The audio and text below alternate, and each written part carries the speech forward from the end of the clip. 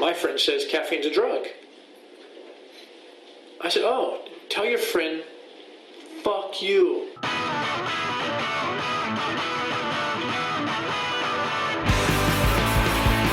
don't want to be your buddy, but just want a little breakfast.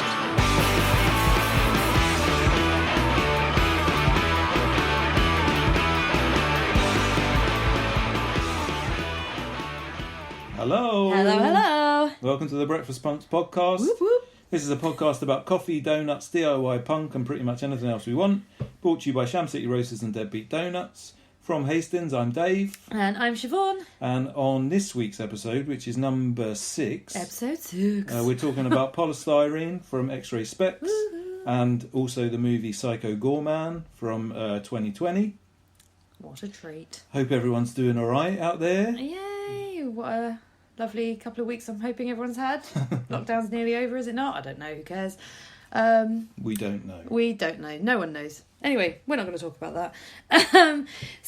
We are going to talk about that. Oh, yeah, we are. We are a little bit going to talk about that. But that's fine. Let's start with something nice, like food. This week's vegan treats that we ate were Incredibars from Vegan Antics. Vegan Antics, for those who used to come to our cafe, they supplied us with the cakes and the brownies. Everyone who came to our cafe knows exactly who Vegan Antics exactly. are. They're a wonderful cafe down in Gravesend. It's across, really. It's up. Across. In fact, Up. It's definitely up. Yeah. Otherwise you get to miles France. from Hastings, but they were very kind and delivered to us every week. That's Ashley and Grace. They are awesome. They've started doing these things called Incredibars, which are a mixture of brownies and cookies and biscuits, and they're just insane. Everything. Absolutely in insane. one place. And they post them, so we were really lucky. Got a little postal treat. 4 of these Incredibars. We've eaten half each of one, and we're already having sugar comas. They're insane. This is exactly how I used to feel in the cafe when I would always, for lunch, have about 10 cups of coffee and some Vegan Antics treat, and then I would feel full of sugar. Yeah. Completely insane. Yeah. And that's how I feel right now. Yeah. So this podcast is going to be great. Oh my goodness. Well, they're amazing. Everyone should get them. You can get a box of 4 of them for £20, including delivery. They'll post it anywhere. They came really quick. They are insanely good. We had one that was like a cookie butter. No, I think it was like a brownie and a cookie and a caramel bit and chocolate. It was like a millionaire shortbread meets a cookie meets a brownie. And then another one that was a hazelnut version of that with some Rice Krispie treat bit in it as well. Just so good. Definitely get on that. If you live in Gravesend or anywhere near there, they are still open and you can order things to pick up, and they do local Deliveroo and Just Eat or whatever. And say hello to them from us. Yay! We missed them. We miss them too. We still have your cakes things. We'll bring them back one day. Oh my god, yeah. Yeah, we do. Yeah, apologies for that. So yeah, that's our sugar coma for the week. Dave, what are we drinking? Well, helping us then with the caffeine. This almost feels extremely apt because the coffee that we're drinking this episode is actually one of mine. It's the new Sham City Roasters Identity Blend. It's apt for 2 reasons, really. One, because I feel like Vegan Antics cakes and Sham City Roasters coffee is basically what I lived off for 3.5 years, and what a lot of people probably listening to this podcast lived off for 3.5 years. But also, it's a tribute to Poly Styrene, who we're obviously talking about later on in the programme. I almost said. Ooh. In the episode. So official. This coffee, it's quite a light roast. It's an Ethiopian bean. It's really delicious. It's currently on pre-order. You can pick it up, or you can pick up some cheap bundles from shamcityroasters.com, and they'll all be going out at the very start of April. Thank you so much to everyone who's ordered. We've had loads and loads of orders. The t-shirt that's coming out, which has the branding for the other coffee that we're releasing, which is Alistair Crowley themed, is probably more or less going to only be a pre-order. So if you want one of them, you need to get your orders in by the 25th of March, because that's when I'm ordering the t-shirts. There might be a handful afterwards. It kind of depends, but who knows? But just to guarantee your size. I think that you could recreate the Sham City Roasters cafe experience by ordering these incredible bars and then ordering the coffee. Just saying, massive plug. It's definitely worth it. I know. Jesus Well, no, they're independent businesses. No, true, right, not corporate. Every penny counts. Capitalist, then. Oh, fuck off. No, honestly, these things are ridiculous and coffee is great, so get on it. Absolutely. And just to add to our Sham City Roasters experience, most of you who came to the cafe would probably remember the amazing playlist that we used to have with incredible music on it. So now we're going to play a song that isn't on that playlist but could have been. No, it would have been, it could have been, but it's not. Anyway, so our first song we're going to play is from a band called Cheekface. The song's called Listen to Your Heart No. They're a band from Los Angeles, and this song is from an album called Emphatically No. It's their second album, and it came out on New Professor Records in January this year. I've never heard of them until recent. Like I just said, this is their second album. Specialist Subject Records in Bristol have got some of their albums in. Posted about it a couple of weeks ago, and it just looked really cool because one of their albums has like a pizza on the front. You're easily sold. This is me easily intrigued, and then I actually listened to them, and it's not quite punk as such, so I don't know what everyone's going to think, but I think this is like so up my alley. So I'm really happy to play it. So this is Cheekface, Listen to Your Heart No. I'm pulling weeds, the weeds are just some art I made. My canvas for anxiety, think you could fall on that grenade. It's your internship, and there's no pay. No room for cream, no room for error or for doubt. No holier than thou or thou. Maybe light snacks are all you need. A giant pretzel could make you feel better. Bored of the dance, I laughed in spite of myself. What side of bread is the side with the butter on it? Listen to your heart, keep on keeping on. Just say no to drugs, eat a healthy lunch. Dry outside the lines, pay your parking tickets. Buy one, get one free, turn the other cheek. Just because it's funny doesn't make it a joke. Now stop meditating and take me to go bowl. Use it till it's gone, keep on keeping on. Horse after the cart, listen to your heart. My Hall of Fame and Panic is the sport I play. We always play on Saturday, you and I both in uniform. Wherever we go, we take our big ass folding chairs. It's a fantastic way to build a monument to add to them. Three-legged dogs don't seem to mind. Take a good idea and do it too much. Bored of the dance, I laughed in spite of myself. What side of bread is the side with the butter on it? Listen to your heart, keep on keeping on. Just say no to drugs, eat a healthy lunch. Draw outside the line, pay your parking tickets. Buy one, get one free, turn the other cheek. Just because it's funny doesn't make it a joke.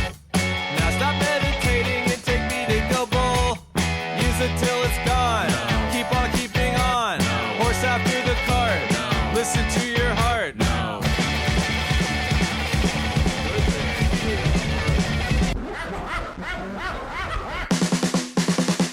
Listen to your heart, listen to your heart, listen to your heart, listen to your heart. No. Good evening, everyone, and the highlights of the news this Thursday. Breaking news is part of this job. You are fake news. This is what's happening in your world tonight. Fucking news.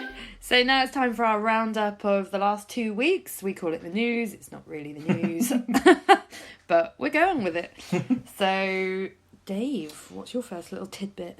I'm going to kick off with some more self-promotion in a way. That's getting a bit weird. Have you heard about me? I know, right? I mean, it's not just about me, but it's about this podcast, in fact. I just wanted to let everyone know that I've started a Breakfast Punks podcast YouTube channel. Very modern. I've used the internet to do so. And I've uploaded the episodes to YouTube, which I think is probably a bit of a pointless exercise, to be honest, because I can't imagine that anyone's listening to podcasts via YouTube. But if you are, you can get on there and you can hear all of them. But the idea of starting this channel was more that I wanted to make some playlists up for all of the different episodes, because I feel like on almost every episode that we've done, we've always referred loads to like different things that we've seen, different films, or different people. Obviously, all the bands that we play, And I just thought it might be quite useful if you get through any of our episodes, if anyone has actually managed to get through any of our episodes. If you've ever listened to any of this beyond this point, well done. And you thought anything that we said was quite interesting, then there's lots of, further information. Yay. And I think YouTube is a really good place for that. It's definitely where we find out about a lot of the weird shit that we talk about. So as an example, last episode was about Discordianism. If you haven't listened to it, go back and listen to it. And we referred to absolutely loads of documentaries and different weird cults and different weird little organisations and stuff. And so I've put together a playlist of sort of information about them all. And I've not made it too long. It's not got like every single thing about the Church of the Subgenius or every single thing about Robert Anton Wilson, but it's got what I consider to be the best stuff that I've found. Yeah. And it just, I feel like, the last episode was 2 hours long, which I want to apologise for. And certainly in my experience of listening to the podcast, sometimes I listen the whole way through and I think, God, someone said something on that and I really wanted to check that out and I can't be fucking bothered to go back and listen to 2 hours of it again to find the little bit that has the interesting thing. So hopefully YouTube can be your resource for finding out more information about the stuff we talk about. Am I right in saying that, so the 80s one, the episode where we talked about 80s songs will have the 80s songs on it? I was going to say, if you're having a little party, a little lockdown party, and you want to drink tequila and dance in your living room, just go to our 80s Pop Bangers episode. It's not only has it got all of the 80s songs that we mentioned. They got more? It's got a load of Lust in the Dust stuff as well. So you can see Divine sing her song from Lust in the Dust as well. Good. So there's hopefully lots of interesting things on there. Music documentaries from the second episode. That's exactly right. Like when we did that punk documentaries thing, almost all of those documentaries we talked about were on YouTube. And Adam Curtis documentaries, they're all on YouTube as well. I put all of them There's on hours and hours of stuff. So if you want to waste some time, which is what we do, is why this we're is our doing life. this. If you want to see what I do with my life, go and look at the YouTube playlists and go on a YouTube binge. Yeah, it is our life. We go on YouTube holes all the time. But also if you want to subscribe, I think people can do that. Ooh. You should subscribe. I'm looking at the page now. It says no subscribers. Well, no one knows about it. And it says, every episode has had one listen. That's you. And that's me. Just checking that it works. Sorry, I haven't even subscribed to it. I'm sure it's really good. But yeah, so Breakfast Punks podcast on YouTube. Have a look. Beautiful. Have a look, not a little. Have a little look. Have a little look. Mm-hmm. Lovely. Well, my brief news story is wrestling related, so apologies if you want to tune out now and you're not interested in wrestling whatsoever. I don't think you need to be interested in wrestling to be interested in this story, to be honest. It's weird. Weird as fuck. So basically, we've mentioned AEW in the past, All Elite Wrestling. It's the wrestling promotion that we watch the shows of. Mm-hmm. And they had a pay-per-view last week or the week before, can't remember when now. And it promised this exploding barbed wire death match. Yeah, which is something that existed in the past. So in brief, a death match is a wonderful term. It's for wrestling matches that are a bit extreme and a bit silly, and to be honest, don't usually get televised because they usually involve a lot of barbed wire, a lot of destruction. The idea is that there's a lot of them on YouTube. Oh my goodness! I mean, they do get televised in that can we country. link some on our playlist? Some of the horrible death matches. Yeah, this one. With a warning. I mean, proper death matches are pretty horrendous, as you might imagine by the title, because wrestling is thought of as fake and acted and whatever, whereas death matches do have an element of someone might get glassed in the face, someone might get quite hurt. It's still all fake, but it's not. It's fake in as much as they agree all the horrible things they're going to do to each other. Yeah, it's not a surprise to them that they're about to get hit over the head with a light. Well, like someone got hit with a weed whacker on one of the ones that I saw, and there's some horrible shit. Oh my goodness! And people jumping off of roofs onto cars and all these sorts of things. But so like Dave said, you agree it before, but you do actually do the nasty things. So anyway, AEW is one of the promotions that said, screw this, we're going to put it on TV. They've had a death match last year with these two people involved who are in it, which is Kenny Omega and John Moxley. I think they're the only two that will agree to do this. Yeah, I think they are. Because they've done it in the indie circuits leading up to this. So they did one last year that was really good. They ended up jumping on this pit that was covered in barbed wire, and they're both hanging suspended in barbed wire, and it's so disgusting.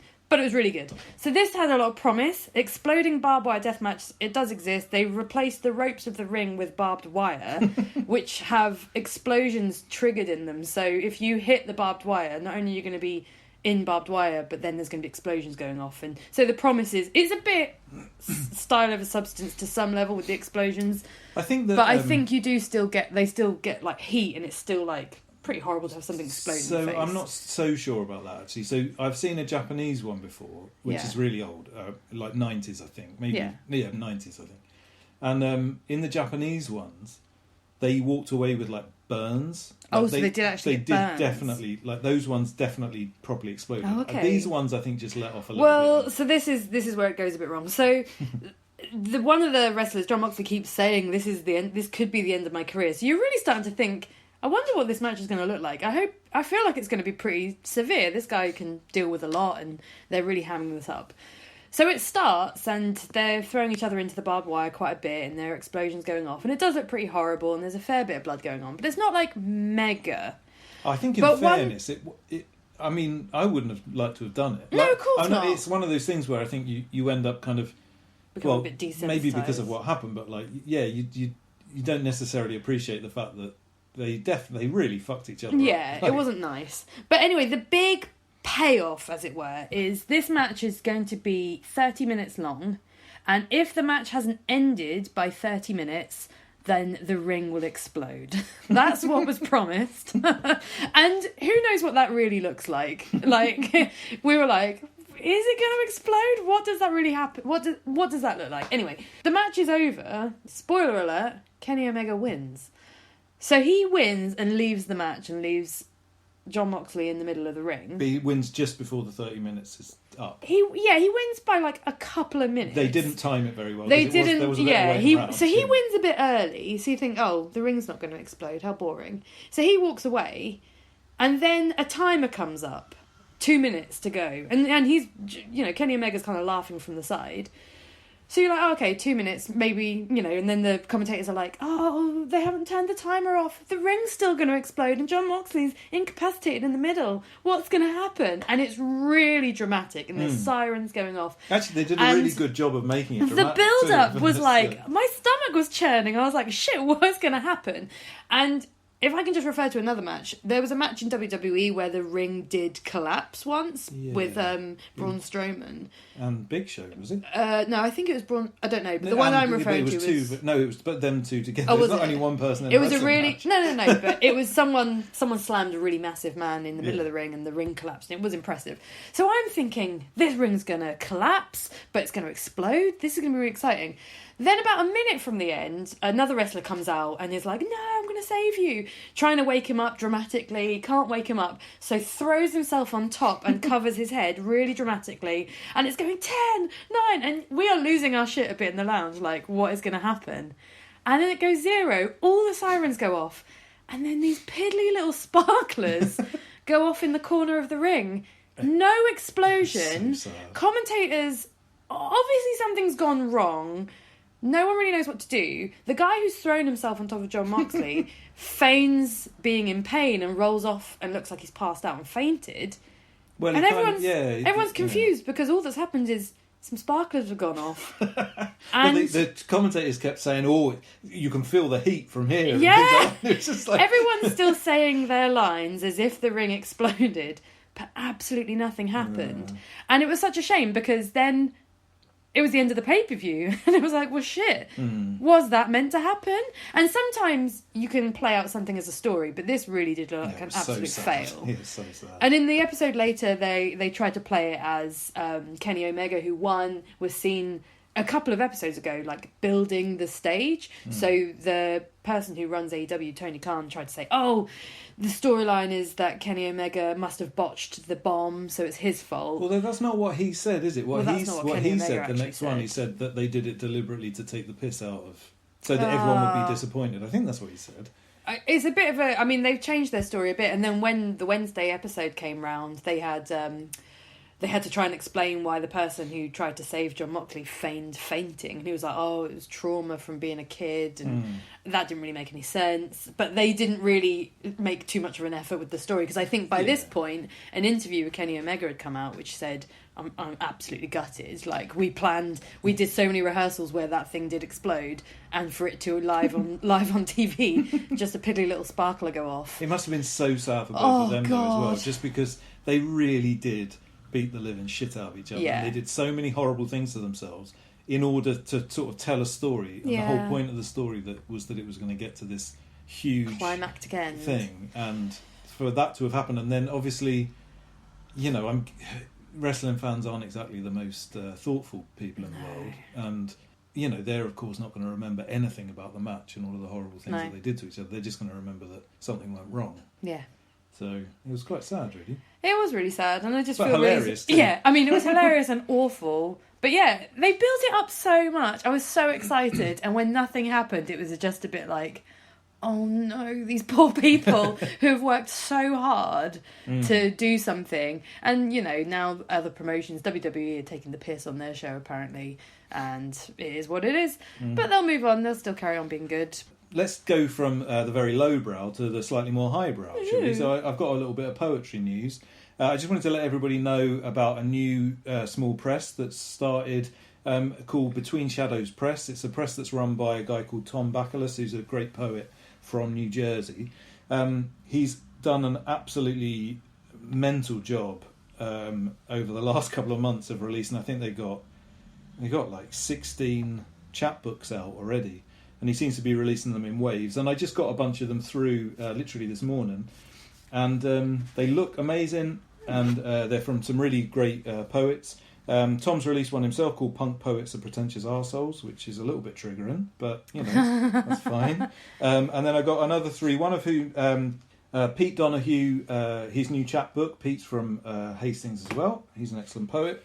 And I got another couple, Cody Taylor and Ashley L. Cook, who were just people that I'd read on Instagram and really liked. And they're really brilliant books. It sounds like he's got another 10, I think, coming in the next couple of weeks, I think. So he's really on it. But yeah, definitely check out Between Shadows Press. They've got some really cool things happening. And the last little bit was just triggered by social media reminding us what we were doing a year ago. Fucking memories. Yeah, memories on Facebook. Everyone's been sharing it recently in our friendship group that our last gig we ever went to / you guys put on was 19th of March last year. It was Snuff in Hastings. Yep. And it's been a full year. It's a full year since our last gig. It's been a full year since people last got to hang out properly like that. I remember it well. Actually, Snuff was the day before the last day of the cafe.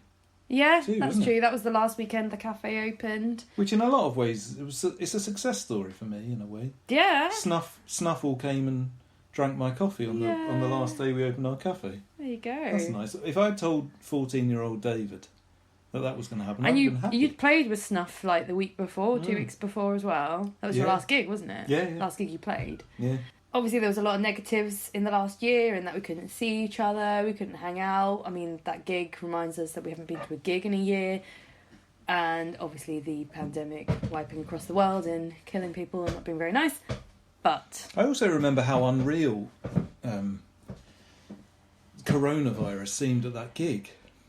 Well, I remember a number of no. Let's not go into details, but it just seemed it. Obviously, by that stage, we were all sort of. I don't think we'd quite all got scared of it necessarily. It all felt a little bit unreal. I remember Corona beers were on offer for half price, which was fine by us. And we had a lot of them.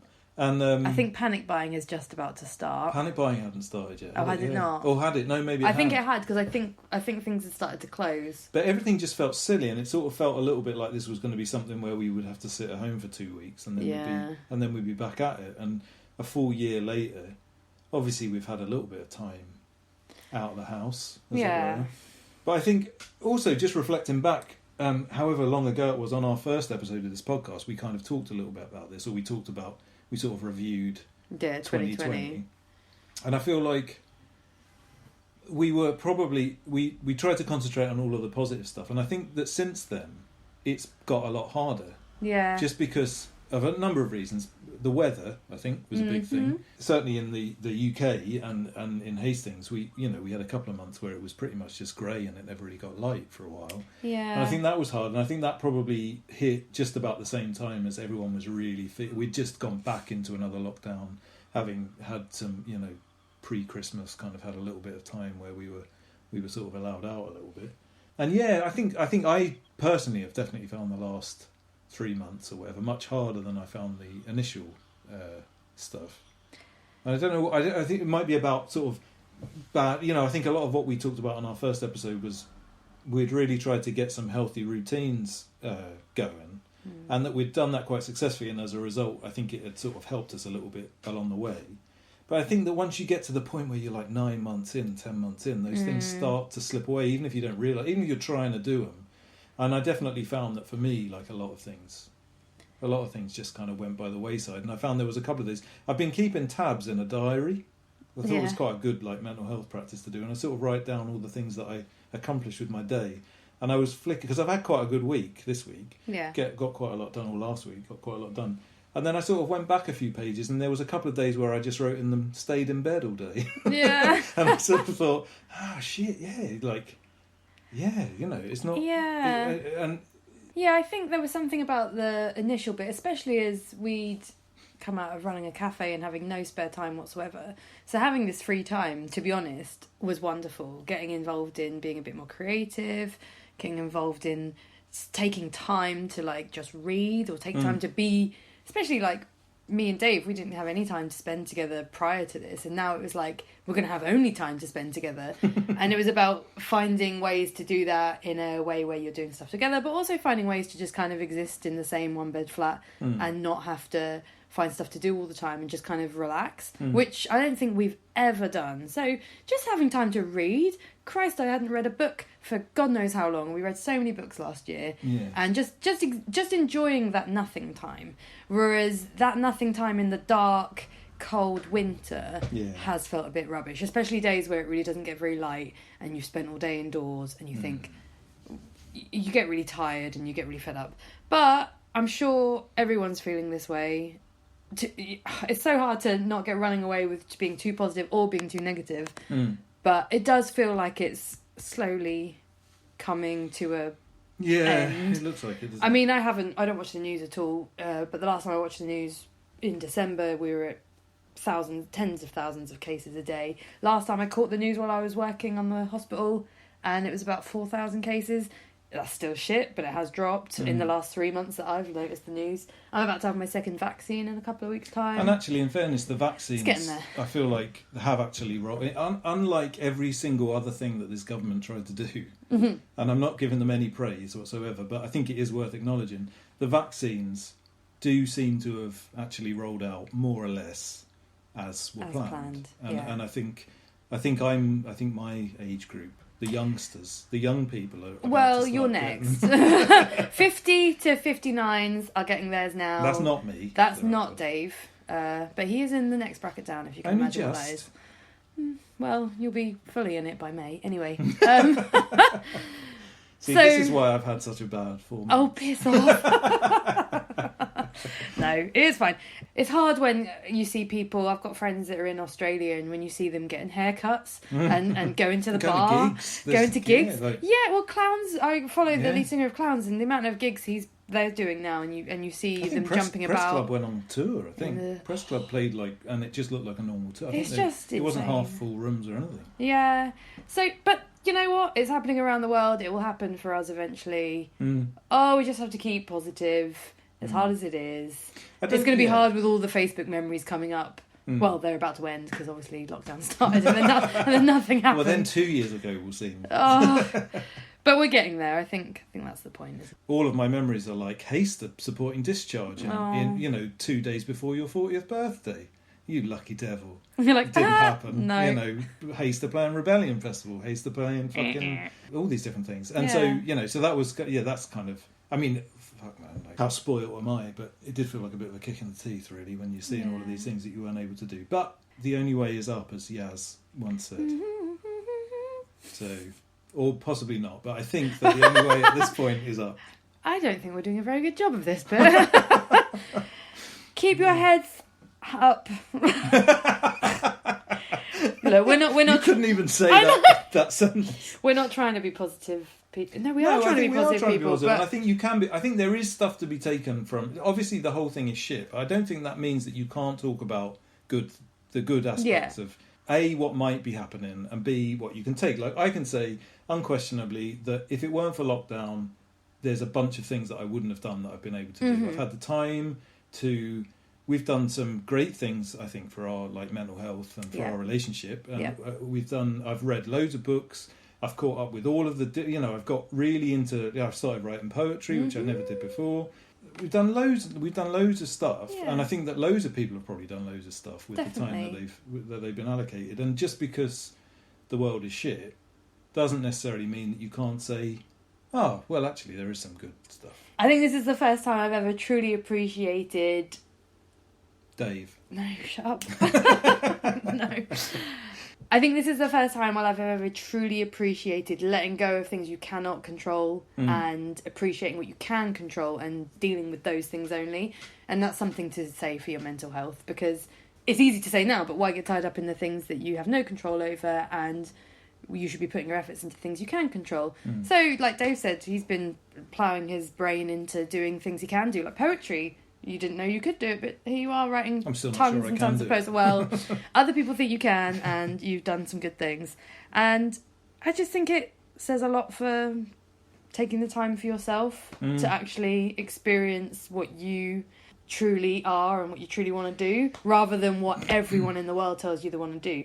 We don't get to hang out with other people and get influenced by other people at the minute, so you are left by your own devices. It's a good reason not to look at Facebook and Instagram too much, because then that continues to influence you. But if you're left by yourself to just read and think, then I don't know. I think that could be a good thing. I mean, I think that's something that we could. I mean, I feel a little bit like at the start. I'm sure people were having this conversation at the very start of lockdown, when we all sort of felt quite freed by the fact that we were given time. I'm sure a lot of people that I saw post up on social media and had conversations with were kind of looking at it in this sense as well a little bit. That like, oh wow, I've just found out that actually, I can take up a hobby and I can just do something for myself. And probably for all of us, it's got lost along the line a little bit.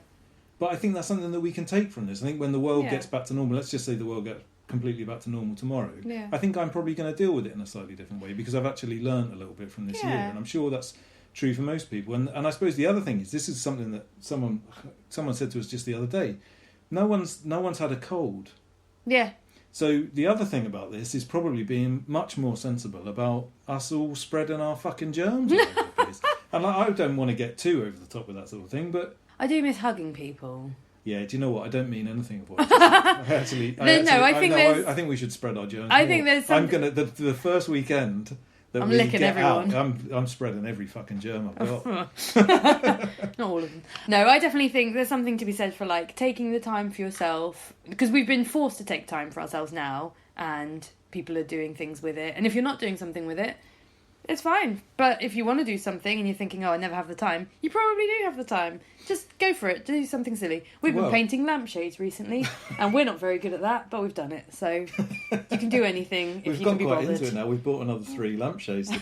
We're so into painting We've lampshades. only got 5 lights. Does anyone want a lampshade? They're really shit. No, it's fine. Well, talking about spending time doing something silly, I think one of the things that Siobhan's got very into is looking up local news from Norfolk. So I think now we're going to go and do a little bit of Norfolk news. All right, my little poppets over in Norfolk and all around the land. I don't fucking know. I think your accent's going to go all around the land. All right, you can fuck off, Dave. There are fresh questions over Japanese restaurant in Norwich Home. Oh, yes. We're returning to an old story. Mr. Williams, my old geography teacher, he's still at it with his fucking Japanese restaurant in his house called Orlando's. Ain't a restaurant, but he's still got that sign up above his door. Fucking hell. So, a bed and breakfast owner is set to face fresh questions over whether he is running an illicit Japanese restaurant from his home. For the past 2 years, Orlando Williams has faced consistent allegations that his bed and breakfast on Earlham Road is also operating as a restaurant and takeaway without permission. If you want more information about Mr. Williams, please go to episode number 4. Oh yeah, he's a right little bugger. He's been doing this for a few years now. EDP, we talked about it before. They did this undercover little expose where they went and ordered some food and said, "Can we eat in?" And he said, "Yes, of course you can." And we were like, "Well, that's, you know, your bed and breakfast. We ain't got a bed, and you're letting us stay. That's a restaurant now, isn't it?" Anyway, Norwich Council said they couldn't find any evidence that he was using the site as a restaurant or a takeaway, despite EDP's lovely despite the fact there's a big fuck off sign out the front and that says Orlando's Japanese restaurant. However, now he's facing fresh questions over the use of his home, and City Hall is going to serve him a plan and contravention notice. I'm too Norfolk to read that. I don't fucking know what that says. Anyway, he's been sent a few notices, and his response to this, to the EDP, what he said is, "I ain't heard nothing from the council. I run a bed and breakfast. I have a bed and breakfast which I have registered, and that is all I know." When he was asked directly if he was running a restaurant and takeaway, he said, "I do not want to talk. All I know is I run a B&B. Perhaps you were talking about someone else." Legend. Oh, he's never going to accept. He's never going to accept it. You're never going to get him. I mean, that's all it is. It's just a little update on. He's still at it. He's still running his restaurant. I quite like that this is an ongoing story. It's I think brilliant. we should follow this through. My absolute favourite thing about this really is that when it came up on the EDP website and when they put it on Facebook for the EDP Facebook bit, you know, they got, I understand. you know how the works. newspapers have sometimes got a Facebook page. I was tagged in it by so many of my mates who was saying, "Oh, Siobhan, you seen this? He's still at it." Oh, Jesus Christ. That's happening. Well, listenership is up. And well, literally 2 people, but it was quite nice. No, that's 2 people. His listenership is up. 2 people's good, isn't it? But also, just reading the comments about it, all the other little sausages that have been reading the EDP on the Facebook, they're saying, "Oh, it's like a soap opera. Get your popcorn out." Everyone's very excited to see if Mr. Williams keep his house running as a restaurant or I not. wonder if on the side he still works as a sort of stand-in geography teacher. I'm just going to break Norfolk. He 1,000%. Sorry, not that I've maintained it in any. It's literally declined every single episode. But my friend messaged me because he was never my geography teacher, but she messaged me saying that he is fucking insane. Made her go to detention for like giving someone a sharpener once. Pencil sharpener. Said, "Nope, out of the class, you've got to go to detention." Because of the blade? I don't know. She gave someone a pencil sharpener and so she was out. And that she had to rewrite all of her work once because he thought her S's looked like 5s. I said, "Nope, that's it." Oh, in fairness, that's what I would do if I was a teacher. No. I'm not putting up with any of this S's and 5s bullshit. Can't read this shit. I never met this teacher, but he sounds like a wacky little man. And I hope he keeps his restaurant. I'll be dining there. So actually, I won't, because those pictures of the food that the EDP did order look like shit. Yeah. So no offence, mate, your food looks crap as well. Maybe give it in. Go back to Maybe teaching. his bed and breakfast would be nice. Do you think his bed and breakfast would be nice as Do you know Faulty what? Towers? We want to go visit. We always look for somewhere cheap to stay in Norwich. If it's still open, we're staying here. Yeah. In fact, when everything's back to normal, and if anyone wants to come on a pilgrimage to this bed and breakfast, look it up. The punks. It's Orlando's. Well, the restaurant's called Orlando's, but he's claiming it's a B&B. So look up Orlando's in Norwich. It's B&B, run by Mr. Williams, geography teacher. I'm sure it says that somewhere. And we can go get some nice Japanese grub cooked by this Norfolkian man. Some horrible looking Japanese food and stay in his bed and breakfast. Stay in his spare room. And he might banish us of all of our pencil sharpeners. Yeah, make sure you get your S's right before you go. Yeah, do you think that his bed and breakfast is as good as Faulty Towers? So one of our first New Year's Eve. This is still Norfolk news, technically. In that it's news about Norfolk. But we, for one of our first New Year's Eve together, we had an extremely romantic weekend getaway in which we went to Great Yarmouth for a couple of nights. Amazing. 2 nights, which I was shocked at, if I'm honest. And we stayed in a place called Faulty Towers, which is bright yellow and bright blue mixture on the front. And all of the rooms are named after characters from the programme Faulty Towers. Mm-hmm. It hasn't been... I would guess that they probably last It last saw a lick of Decorated paint in the 70s, 70s or I think? 80s, maybe 80s. At a Might be the push. last time it was cleaned, if we're honest. The people that ran it were just wonderful. But we basically found the lowest rated B&B in Great Yarmouth, I think. And if you've ever been to Great Yarmouth, you're not really expecting that any of them will be highly rated. Fucking hell, So the I love lowest Great rated is going to be a thing, which was amazing. It smelled like chip fat entirely. The review said, I'm not sure that the owners wash, which was really harsh. Well, but then they had politely replied, I can assure you we do wash. My husband has a bath Yeah. every other day. Which, you know, I'm glad he did, because that was he brought out our food. He told us as vegetarians we were likely to get cancer, so Yeah. that was nice. That was all he said, though. He bought our breakfast, put it down on the thing, and he said, Yeah, no go, I'll that was try. good. You I'm nearly gonna got try. it. I watched on the I news. watched on the news. If you're a vegetarian, you're more likely. I can't do it. You're more likely to get cancer. And then just walked off. Didn't say anything else. He had about 3 teeth. He was wonderful. It was wonderful. It was such. He a told beautiful time us, that we had. the missus, she's having some wine tonight, isn't she? And you're going to have some beers. I'm like, this man's wonderful. He just, Oh no, he did. He's He pulled me aside and he said, "Oh, it's New Year's Eve. Is the missus going to have some wine? Yeah. Are you going to have some beers?" I was like, we don't quite operate in that way. He said, we're going low stuffed, going out on town. And then they had a litter of puppies while we were there. We went the second time. time. And the second time we went, they bred some puppies, which obviously wasn't particularly pleasant. Yeah. But Well, equally it puppies is were- pleasant puppies because were we got to lovely. see puppies. Obviously it's not nice what they were doing. But the dog had given birth while we were there. So we had breakfast in the morning and they were showing off these tiny, literally like hours old puppies, which obviously is awful, but also, they were quite cute. But, you know, It hopefully did they cushion will... the blow of finding out that I was going to get cancer. Oh, true. As well. It was that time. That I got to fuss a puppy up immediately after. Yeah, it was after offering us tons of bacon and sausages. When we said no, he was like, by the way, you are going to die. And then proceeded to bring us loads of fried food anyway. What a fucking brilliant. I'll tell you what, that's something I'm doing. As soon as we get out of lockdown, I'm going back to Faulty Towers. Faulty Towers followed by Orlando's. Oh, fuck yeah. It's going to be great. We're going to go on a tour of Norfolk. Yeah. So yeah, if anyone wants to join us, Yeah. we'll get a tour bus. Norfolk Fucking pilgrimage. brilliant. So let's play some music now. I think we've gone on long enough about Norfolk. Oh, yeah. And we haven't dropped the accents. I don't think I ever had it never today. had one. Apologies, all my new folkians. New Folkians. Oh, fucking hell. Let's play a song before you say anything else. We're going to play Killdren now, with their song Expect a Crime Wave. Killdren are a fucking brilliant band. I'm They just are going to say ridiculous. that. They're Yeah. from London, although they claim to be from Tunbridge Wells because of some sort of strange joke that they came up with once. And they've got a couple of albums out. This is from their newest album, which is called Dismembers of Parliament. They're booked to play What's It Called Fest this year, so obviously if that goes ahead, and Aoife, the singer from Killdren, is also going to be playing a acoustic set on Sunday. So even if you haven't got a ticket, you can come and see her on the Sunday, because that is free, as I think I've mentioned at some point in the past. Killdren are just such a great band. I think they're completely unlike anything else.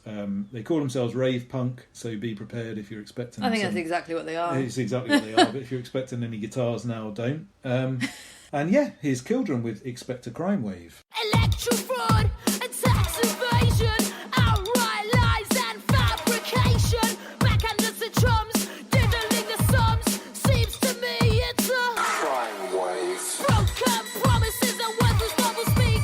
Once the people's saviour, now corruption at its peak. Expenses fraud and arms sales abroad. Vested interests and a chance to be a lord. Tax cuts for the wealthy. And privatisation that is stealthy. Failed a life, but minus the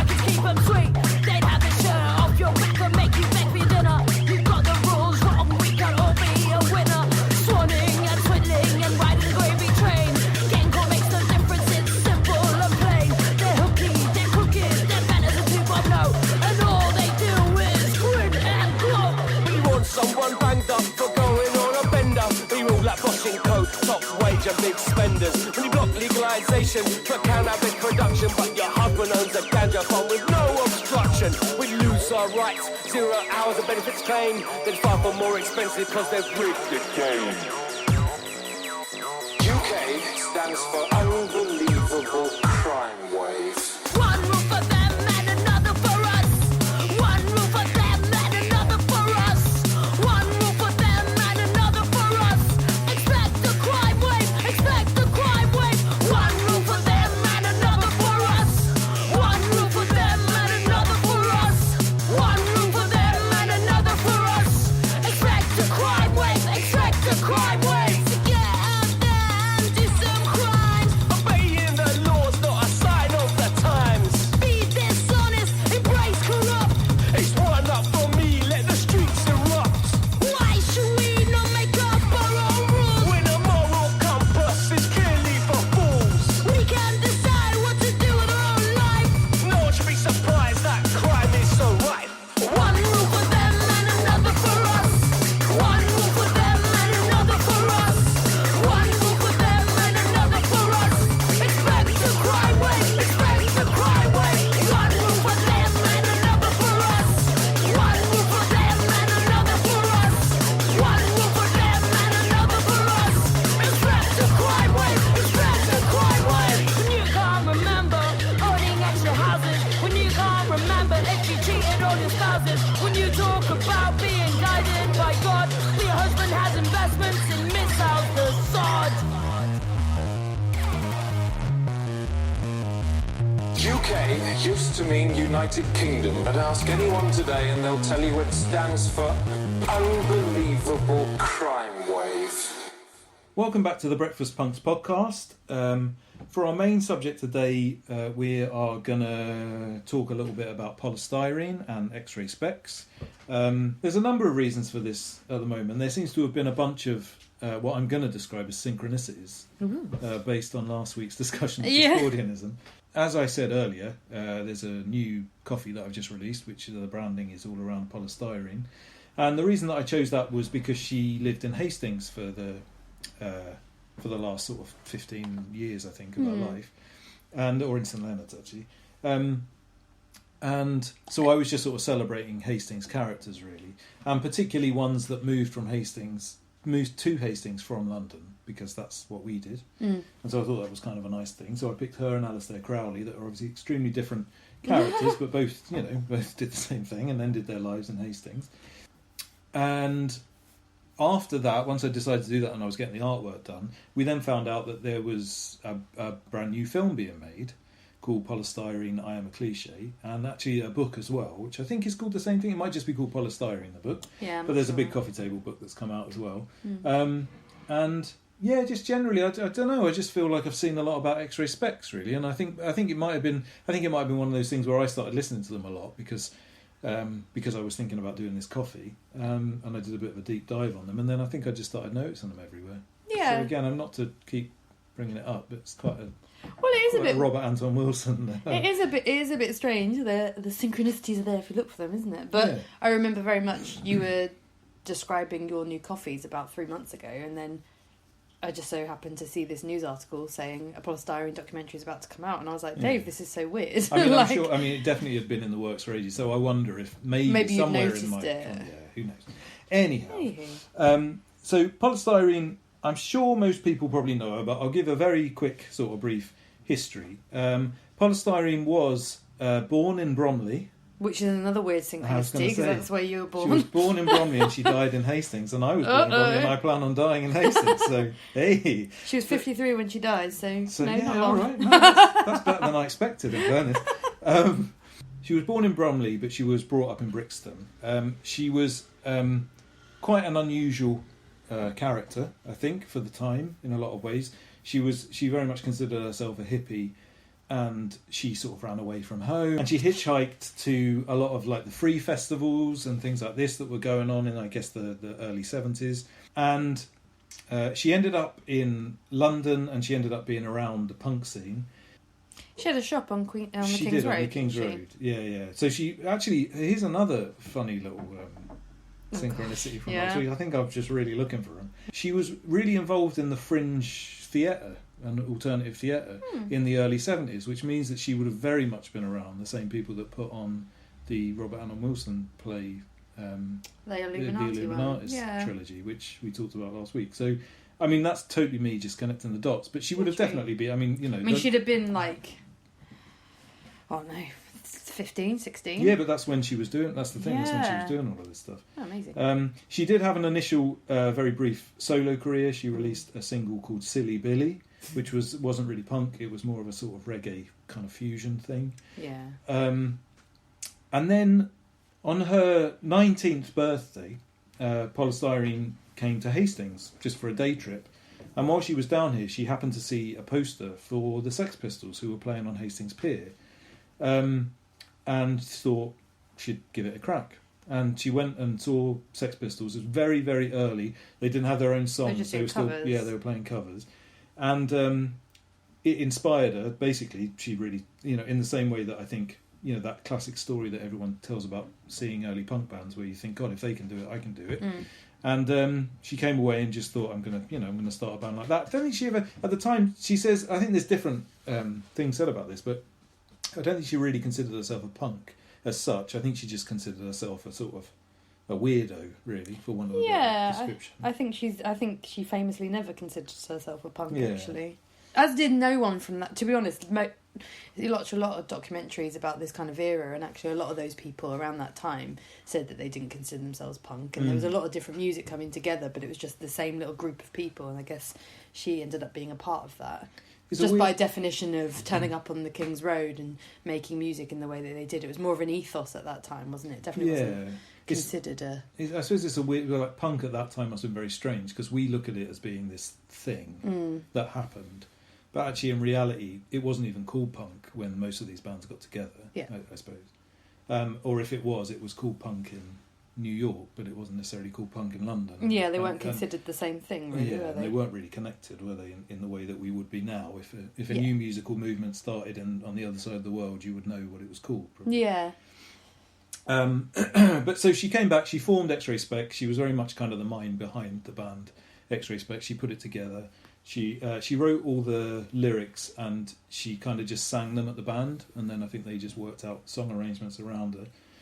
They had their debut live show at the Roxy, which is I'm sure everyone knows, but is the punk venue, the original sort of London punk venue. It didn't last for very long, but it's infamous. If you ever look at a show, a bill-in poster from the Roxy, it's like everybody that headlines Rebellion now, plus a load of other bands who are long dead, but just the biggest bands you could possibly think of, all playing like 4 on a bill. In Covent Garden. Covent Garden was a very different place at the time. The Roxy story is quite interesting, actually. Covent Garden was literally, no one was there. Everyone had kind of given up on it, and it was sort of a place where prostitutes and drug deals were, really. And they found this little storefront, which I think had previously been a gay bar, a gay club, and then they just took it over. Like I say, it didn't last very long. I'm sure it was completely chaotically run, and everyone was very scared of punk at the time. So, so it very much, it went out of business very early. They were then initially picked up by Virgin Records, who released just a 7-inch by them, which was the classic song "Oh Bondage Up Yours," which I think is probably the song they remember for the most. Yeah. Following on from that 7-inch, which obviously got a lot of buzz, they signed with EMI, and they would go on to release, I think, 6 singles in total, and then the album Germ-Free Adolescence, which was literally half singles and half non-singles. The earliest 2, I think, are probably there. I mean, the album is flawless. It's really is one of the classic albums from that era. But the first 2 singles that actually came off the album, which is the Day the World Turned Dayglow and the song Identity, which I think is absolutely their finest moment for me, are just absolute classics. And I think all 3 of those singles, I mean, again, the album is flawless, but those 3 singles just are some of the best songs that came out of all of that early punk scene. So then they released the album, and then soon after broke up. Prior to this, they were playing a gig in Doncaster at some point in 1978, and Poly Styrene saw a UFO, and it was it was generally considered the first sort of sign that she was suffering from mental health problems. Again, there's not a lot of discussion about this. If you read about Poly Styrene, there's not much discussion about this, but in the movie, they talk quite a lot about when following on from this, they went to New York and they played at CBGB's, and I think that she found the experience of going to New York extremely difficult in a lot of ways. But more or less, once they got back from New York, that was kind of the end of the band. She did go on to make a solo album not too long afterwards. The solo album isn't anything in the same realm as Ray Spex whatsoever. For my money, it's horseshit. Kind words from David. It's a really dreadful album. Well, on this thing that I'm reading, it says it's been described as a foreshadowing to later work by Everything But the Girl. So yes. Well, there you go. So ruin music, in other words. Poor love. And then really those were her active years. She did go on later on in life she did make another album much later on, and she released a couple of songs here and there as well. But really the sort of the work that she's remembered for was, so once the band broke up, she suffered from a lot of mental health problems, and then eventually became a Hare Krishna, moved in a Hare Krishna, is it an Akram? I think that's what they're called. I think so. And then later on moved to St Leonard's.